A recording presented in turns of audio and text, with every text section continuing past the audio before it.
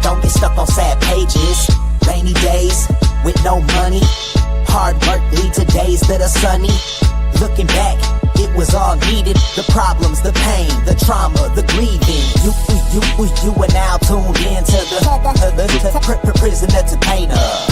Prisoner to painter. Hard work, dedication. Rainy days, inspiration. Prisoner to painter.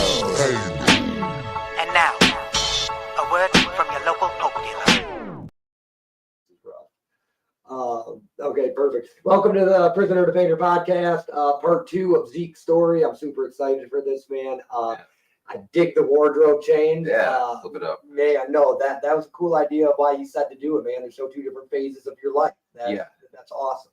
Yeah, yep. Yeah, there's part of me that as I grow more into professional, I don't want to abandon the identity that I had for many years, and the identity that I really stuck with, pretty hard for many years. Dude, so I'm excited about this. I feel like we went around this story and went into the realtree.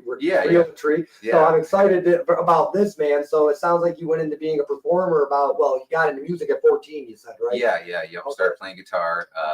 Really always just loved music. I mean, just loved it. And then, I didn't actually start my band that has been around for 13 years now until I was in my mid 20s, but we always played guitar, played in bands, met some really great friends through the music scene. As I mentioned in the first half, I didn't really like school. It wasn't that I couldn't do well, but I just didn't have interest. The regiment of it just didn't hold my interest at all. So, meeting friends through the music scene and the music world was like, oh, these people are awesome. This is my tribe. This is where I belong. Yeah. What was the first song you learned how to play on guitar? Oh, it is actually the riff from Sugar from System of a Down. If you know one of their earlier albums. Okay. Yeah, it's a song called Sugar. Real simple, just like bow, down, down, down. Yeah. So yeah. Awesome. Yeah, I still remember getting my electric guitar when I was 14. It was on my 14th birthday. Okay. And my mom was like, what do you want to do? We're not doing anything. And I don't know. I don't know where it came from. I said, I want to get an electric guitar. Okay. And my mom has always been just awesome. You know what I mean? She's simultaneously supportive, yet never overbearing. She never really told me what to do, but she took me to the music store.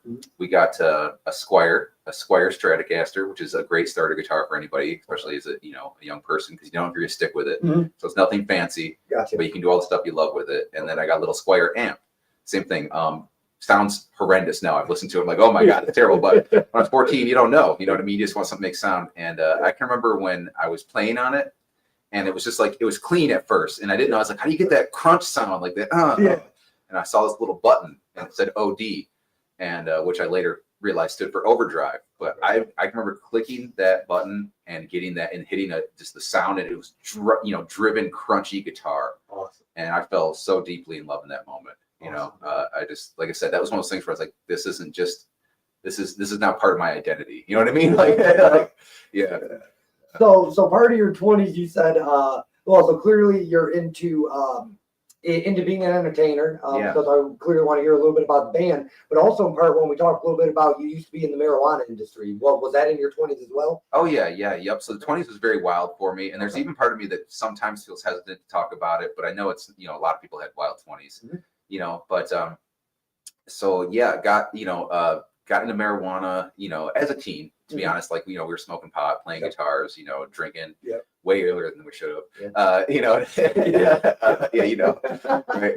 So, having fun, and, but then, I think I started growing maybe when I was 19 or 20. I think when I was 20, because then by 21, I was selling to the dispensaries and stuff like that. Awesome. And then it got wild and reckless, because the thing is, anybody that was there for that era of the marijuana, industry when it was first starting, you got to make a lot of money fast. They were still paying quite a bit for pot, you know what I mean? Even through dispensaries, when you'd sell it, you could make quite a bit of money fast, you know what I mean? And so I was growing bud, and actually through music, I had met a guy who'd been growing pot for like decades, you know what I mean? And so he saw us jamming one night at a little club. It's called the Blue Stage in Napoleon. You know what I mean? These Tuesday night blues jams. Okay. And me and my buddy Tommy, who is an amazing drummer, even to this day, he's just unbelievable. I've always felt so lucky to be around somebody so talented. Okay. Yeah. Just somebody that just like, I mean, worked hard at it, but also just has this X factor, you know, natural ability and sensibility. So I have this great drummer, which is, I mean, you can play guitar like shit, but as long as you have a great drummer underneath you, it's just like, oh, the noise somehow works, you know. You know, so Tommy and I, we're jamming at the Blue Stage. And after we get done, there's this dude that comes up to us, and honestly, he's an interesting guy. So he's talking to Tommy though, and being like, dude, I got a full setup out of my house. Like, I want you guys to come out. We're gonna start a band and jam and blah blah blah. And we're thinking like, oh, here's some drunk just kind of walking and talking, you know, up to us. But I noticed that he was wearing really nice boots.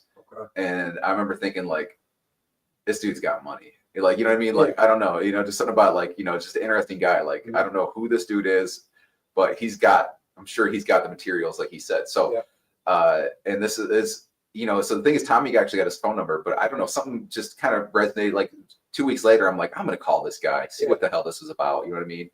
You know, and he calls me, and he's real boisterous, real energetic, real charismatic. And he always called me Zekers. Just even from the first time he called, he's like, Zekers, you called me. He's like, you know, yeah. And and he's like, yeah, man, I got the full band set up. Come out and jam. And at this point, I was just, you know, I was 18 when this happened.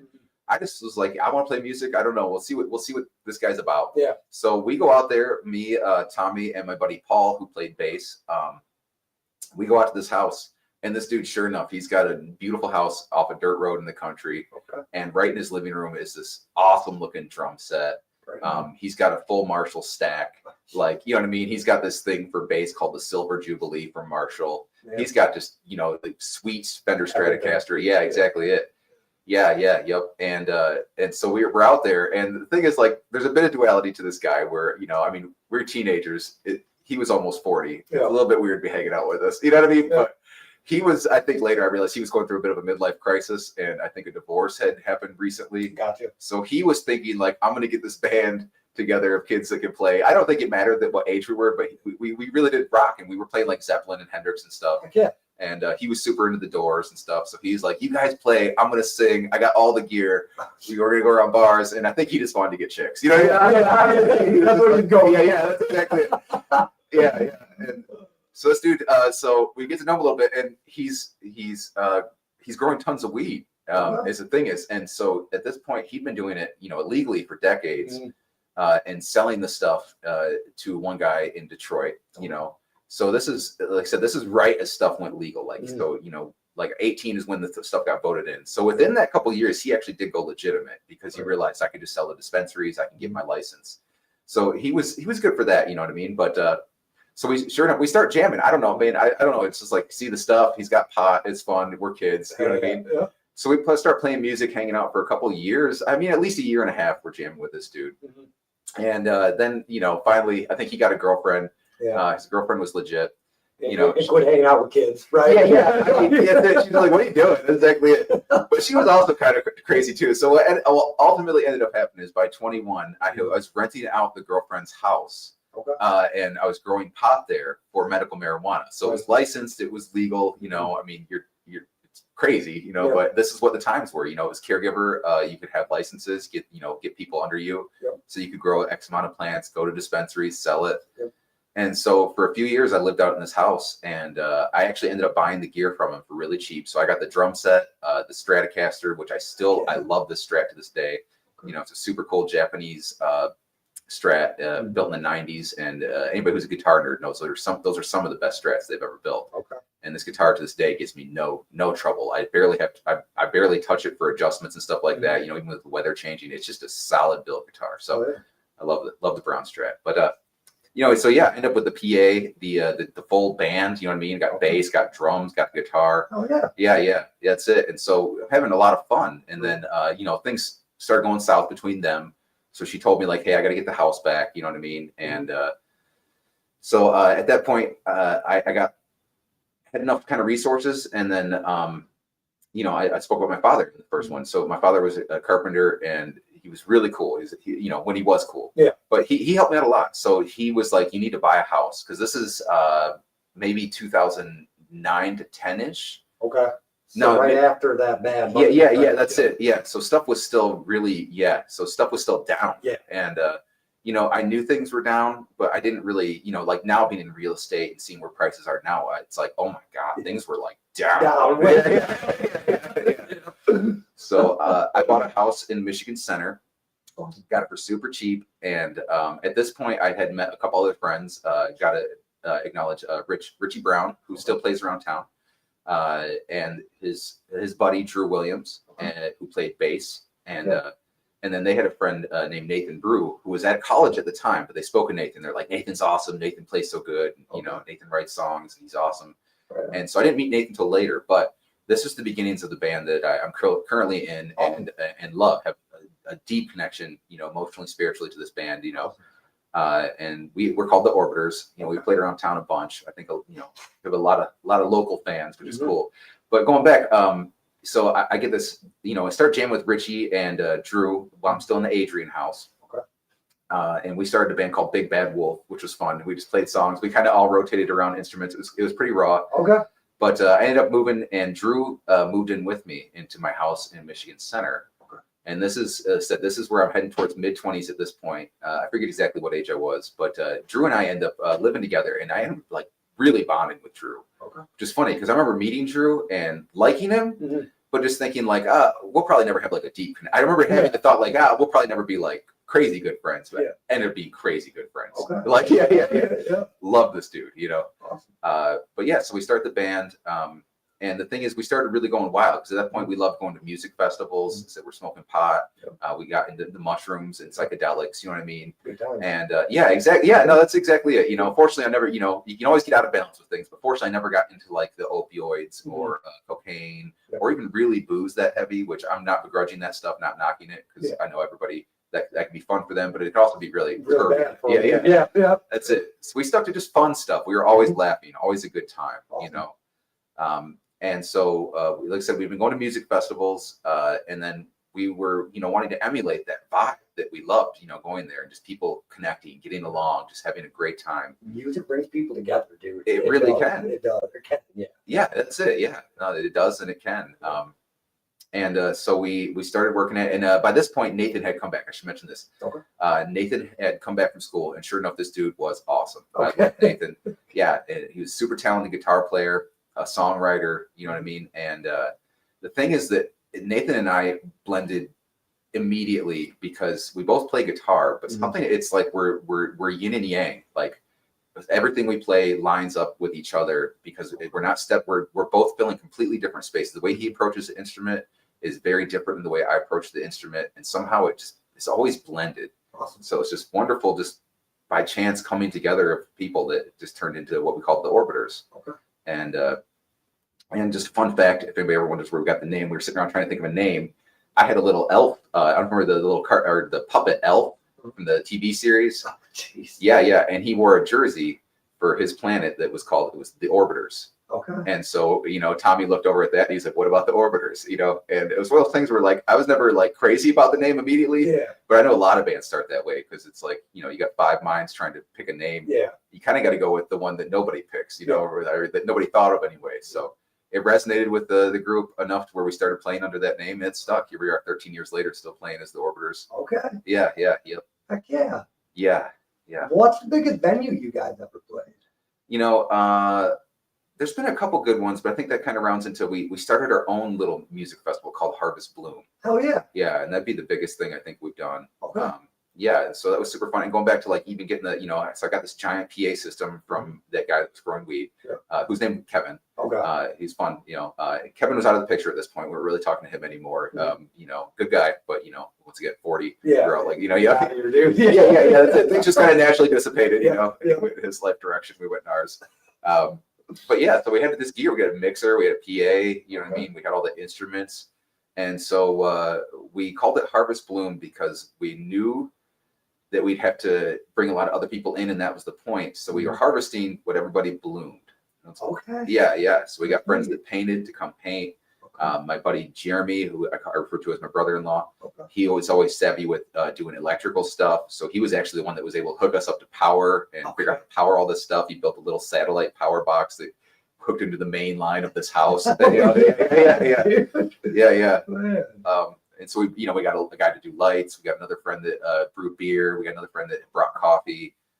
So we just like kind of threw this thing out there, like, hey, whatever you got, let's bring it together. And we ended up doing it for 5 years, I believe. Okay. Yeah. Yep. Super fun. Some of the greatest memories of my life. And then COVID happened. Yeah. So that put a damper on that. Yeah. Yeah. Man. Ogma, is that Yeah. the friend? That the friend who brewed beer, or is it Not at this stage. No, Okay. I'd like to maybe do Harvest Bloom again in the future, but no, big Ogma fan. Okay. So actually, it was we did multiple roles. So Nathan brewed beer, and then he knew a couple other beer brewers. So he was getting into it as a hobby at this point, Right on. and he now runs the Ironbark Brewery. Oh, no shit. Yep. Cool. Yep. And so he was into that, and going back to Nathan and I, I was growing pot, he was brewing beer. We just had this interesting dynamic between us that was like covering different worlds, Well, go together like pot and beer. Yeah. Fuck, perfect, dude. Yeah. Yep. Man. What was your favorite memory from this stint in your life? Or this, because not stint, because I know you're still a performer, but from 20 to, like what was your favorite memory? I don't know if it'll connect, but so Drew and I, like I said, we lived together. I ended up just bonding crazy deep with Drew. And the thing is, he did have epilepsy. Okay. And he would have seizures, and they got more and more regular. So he couldn't drive. So the thing is, he was always, I would give him rides to and from work. Yeah. I loved hanging out with the dude. Like I said, we would go to music festivals together. We would go on camping trips together. We'd go to concerts together. And we got along so good. And like, we would, take psychedelics and stay up, all night, just making each other laugh. And so that was the point is like, Drew and I kind of developed our own unique sense of humor. Mm-hmm. And I do remember, at this point, we were always getting good reception. Anytime we went out and played, people just connected with us. They liked us, you know what I mean? And so it was always cool because that's another part too. We would always get like, we didn't have one specific audience. Like we would get people that were older, people that were young, people that were like, even kids seem to really like us. Yeah. Kids go nuts for us. I don't know what it is, but I think they sense our raw rock and roll energy. You know what I mean? It's how much fun we're having, But anyway, we're at this party and it was, let's see, they still do it out in Chelsea. It was called Mosquito Fest. Okay. So it's out this place called the Hogan House, and it's a really fun party. They do 2 a year. But we were headlining, you know what I mean? So we had this slot, and all these people are there. Mm-hmm. And I remember the guy announced us like, next up, the Orbiters. And nobody there had heard of us because we're a Jackson band. You know? And so it was like maybe like a couple. And my buddy just turned to me with a serious face, and he just goes, "They will know us." And I remember the thing is, we rocked that set. And by the end, it was like they were just like, "Yeah," Awesome. So I just love that character of him. You know what I mean? Just being like, "They will know us." I don't know, just something very, very, very lovable and very memorable about that moment. Never, just going back to it, it's like I just freaking love this dude. You know what I mean? Yeah. Man, 13 years you guys been together. You guys been performing together? Yeah, so we recently played at Ogma in September. A really great set. Another one, just people come out. We have so much fun, and we just connect with our audience so much. And so it's wild. And obviously, it's getting harder at this stage. In lives, we're all getting older. People have careers. People have kids. But we've managed to pull it off still and keep a pulse on it. Yeah. Is there anything coming up? Not planned, no. We might do a New Year's set at Ironbark, but another one. So we'll see. We'll see what we get scheduled. Yeah. Okay. Yeah. Yep. So end of your 20s, right? Or getting towards the end of your 20s. I'm sorry. I'm just trying to put it all together. That's okay. Kind of, what made you get out of pot? I know we talked about it a little bit in the first, but like when did that happen? I think it's paying attention to the natural arc of your life, where we were wild, we were free, we didn't have kids, we were getting away with it. You know what I mean? And so you're doing that stuff, and it's really fun. But then I think there's a point of where, ultimately I came to the conclusion that I only have so much energy, and there's other things that I want to build that matter to me now. And the word sacrifice popped into my head. And I realized like you have so much of this energy going into this direction. If you cut that all out, that energy will go into these other directions. So there's that just awareness that there's an arc to life, and maybe pot will come back in my life later, but as of right now, I don't really have an interest in being high. I like being clear now. I like being progressing towards things. I like that feeling. And then in general, I just kind of became disenchanted with the marijuana industry. It's grown into a really difficult thing to be around sometimes. Yeah. Said it was when it was the caregiver days, it was a bunch of, people that were independently producing the stuff and then sharing it and selling it to dispensaries. Now it's highly regulated, which I don't have anything against, but a lot of these places, they grow very, mediocre or, it's budget as they can on their grow. There's not really any heart in it. It's mostly a financial incentive, and then you meet a lot of people that run these stores and you don't feel like they're the greatest people. You get the impression that you wouldn't hang out with them, So the whole industry has taken a shift towards a financial incentive and just trying to produce product that is, if you could see the insides of some of these facilities, you'd be like, oh, they're shoveling garbage, moldy weed off the floor and putting it through a machine and covering it in fake THC crystals and just putting it out there. Yeah. Yeah, dude. It has gotten mind-boggling to me to how many months can we cut off our growth cycle? Yeah. It's a money grab. It's a money grab. Yeah. Yep. But, what was your favorite concert you ever been to? Like watching somebody else perform? Oh man, there's been so many. I've been to so many music festivals. I've been fortunate for that, and I loved a lot of them. So I'll go with two because there's kind of like a couple, like eras, But so one of the ones was hang out like the Orbiters. We were all at summer camp, and Tom Petty played with his original band. I believe they're called Mudcrutch. Okay. So he played bass originally. Tom Petty did in this band, and so we got to see Mudcrutch and just hanging out with the guys, just feeling that sense of just love and hanging out. I remember that it's a very sentimental feeling. And then before I met those guys, when I was 19, I went to what was originally Electric Forest. They had Rothbury. Yeah, and I remember we were all hanging out at the edge of the forest, and we were watching Willie Nelson play solo. The sun was setting, and it was just felt like this beautiful time, maybe the peak of my teens somehow, just hanging out with friends, watching Willie Nelson just pluck away at his old guitar, Sounds like the epitome of a good time. Perfect, man. Yeah. Katie will always talk about she got to see Lenny from Motorhead before he died. Oh wow! Yeah, she that's awesome. One. Yeah, whenever music comes up, she makes sure to. Now that's rock and roll. That's fucking rock and roll, dude. Yeah. Oh man. What was your least favorite memory of being in a band? I'll get a little heavy now. So sadly, Drew did die. Oh, geez. Yeah, and so maybe it's a bit of my least favorite memory, but also one of my favorite memories. So, right at the beginning of COVID, he didn't have COVID, but it was a complete coincidence. So his seizures were getting worse, unfortunately, and that was hard to see as a friend.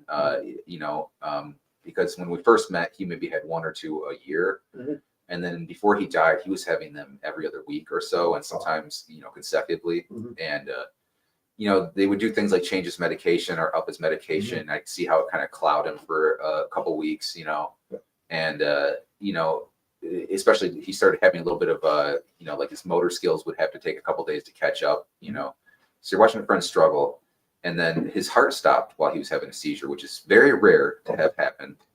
But similar thing, unfortunately, he was resuscitated after being dead for, more than, 20, 25 minutes. Which very some as soon as I heard that news, I knew that he was brain dead, and I knew that he was gone.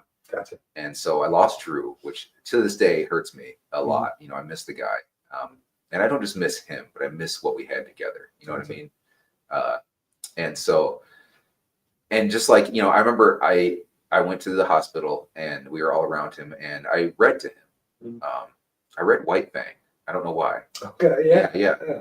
And just a handful of us were sitting in the room while I read. Maybe it's just because there's nothing to say at that point, and maybe it just helped fill the air with something and just give me some sort of connection to him in case he was still there. But so his parents ultimately they came, they realized, okay, we got to remove life support. So he also passed, in over a couple days, and so lost Drew. But the thing is that I thought was beautiful is we kept getting together every week as a band. We've tried to practice every week. We used to do twice a week when we were younger. It was fun. But we've always kept scheduling once a week get-togethers. Awesome. And we didn't ever have a talk. We just got together and we just made noise. We didn't play any songs. We just kind of noodled and hung out and jammed with each other. Okay. And we did that every week for a while. I mean, 6-8 months, I think. Right. And the thing is that I think is now beautiful is that we had another friend who'd always come to the shows. He helped us out with gear. He was a really cool guy. And he also was a phenomenally talented bass player. Wow. And so finally, I think, Tommy and I just kind of, I think, had maybe a little just quick text or something like, do you think it's time we ask Greg to join the band? Are we ready? And, I think maybe we all knew that was what was the direction, but, and then Greg popped into the band. And this is, like I said, what do we got, about 5 years ago now? And Greg is an amazing, charismatic character. A wonderful human being, and like I said, a phenomenally talented bass player, unique, charismatic. He got what we were doing as a group. You know what I mean? He grew. He knew there was a lot of just improvisation and fun, and that's been the thing with our band. We've never played the same set twice because we have a form, just like you get a form, but how we play it was always like we never told each other what to play. It was always that's exactly it.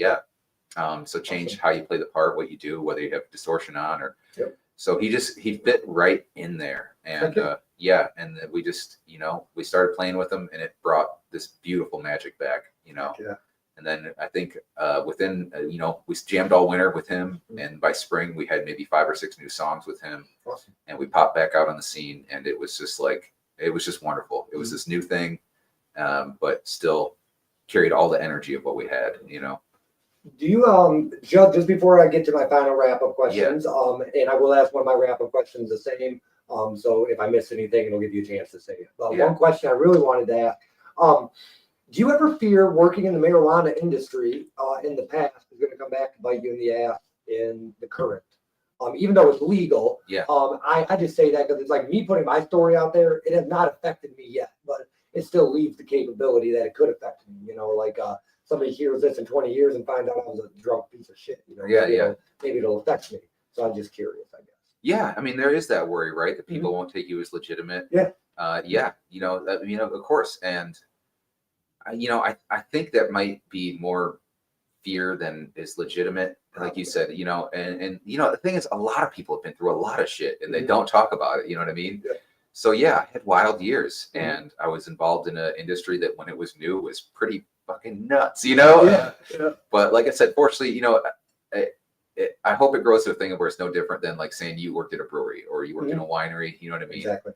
And it's not what it's like. Just it did teach me my sales skills. I even working at dispensaries for a lot of years.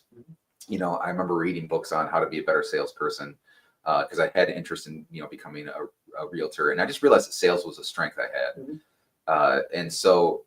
I viewed every transaction, every customer as an opportunity to practice these sales skills, and sales skills is it's solving problems for people. So you hear what they're saying, and you try to communicate with them in their way that they communicate because you realize people communicate different. Some are very spotty. Some are very emotional. Some are extremely linear. You know what I mean? They just want facts put in order. So you learn to, highlight these characteristics for you to communicate with them. So, I hope not. Because another one, and maybe that person's a little bit too stiff and maybe I shouldn't work with them anyway, if it does, No, I was just, I mean, honestly, the weed industry is a legit industry. It's just curiosity. Yeah, especially what's growing too. Anybody who works in that industry, I commend them because it's difficult. It's uncertain. Some people don't take it serious still, even though especially the growers, imagine like everybody knows having a garden is hard, right? It's hard work. You got to harvest it. You got to grow, growing thousands of that's it. And then trying to replicate nature inside. And the person that owns it doesn't want to give the money to make it, so you're sitting there trying to like work or, what I mean? So these are people that are really working so hard, It's just funny because I had no idea you worked in the marijuana industry. So, so honestly, people in the next 10 years will probably never even know, or not. And not that it matters, but the only reason I knew that is because Chad Scott. I had no idea you guys knew each other. I worked with him for a little bit. He said, "Oh, Zeke's coming on. I know Zeke." And, he talked a little bit, and I was like, it shocked me. Honestly, not in a bad way. It just it's surprising. Yeah, because that's the thing is I do take my role very serious as an associate broker in real estate. You are solving big problems and one of the biggest financial decisions of people's lives. Yeah. So it has transformed me, and I think that's kind of like I said. There's a part of me that still doesn't want to completely abandon the artist that I was for many years and still am. Because that was a huge part of my character, and to ignore that or to try to cover that up now would be, just not right in its own way, and it's not the truth of who I am. You just hit me between the eyes. Me and Katie always makes the joke that however much you need to tell your story, me and her needed to hear it because dude, I'm mad. Like, dude, right between the eyes. Like, Phil Tripp became my mentor. Really good friends. I mean, I've known him 10 years, and it's like I'm starting to be like him, and not in a bad way. Wear a suit, like hold myself presentable. Like I'm going to these fancy dinners, and I'm doing all this stuff, and then I'm like, man, I am the bandana, hair long, flowing out. Like I am. Sometimes I'm like, that's not. I'm also this. Like I'm also like fucking, crazy looking. And I needed to hear what you had to say. Yeah. Needed to hear it. I guess. Long story short. Yeah. No, that's it. Yeah. That's exactly it. Thank you again for this. Really, Zeke. I'm going to ask the same question, but about this phase. Is there anything that I missed that you'd like to share? I'll do it briefly.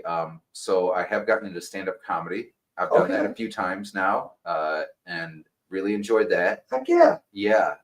And I want to give a shout out to Gabriel and Christopher, who run an open mic at Bone Island Grill every Wednesday night at 9 p.m.